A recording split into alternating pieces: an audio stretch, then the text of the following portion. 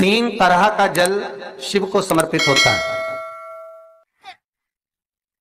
और वो तीनों तरह के जल का अलग अलग भाव है महाराज।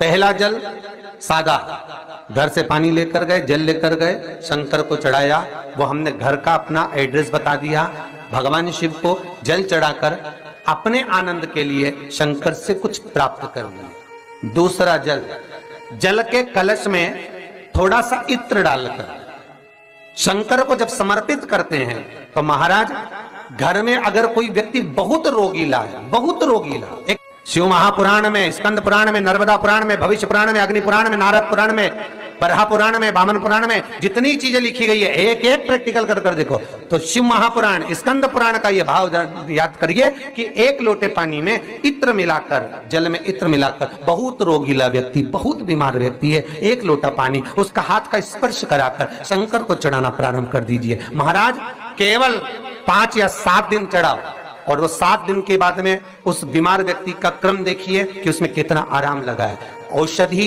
दवाई काम करना प्रारंभ करी कि ना करी।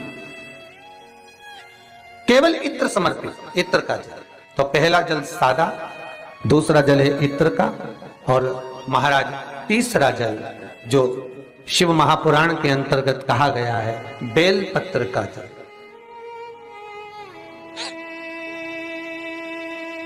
तीसरा जो जल है वो बेलपत्र का जल है। बेलपत्र का जल कैसा?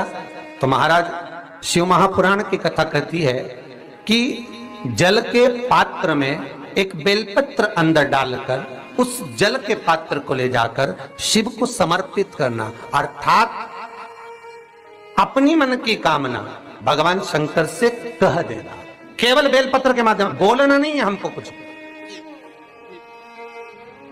हमें कुछ कहना नहीं है।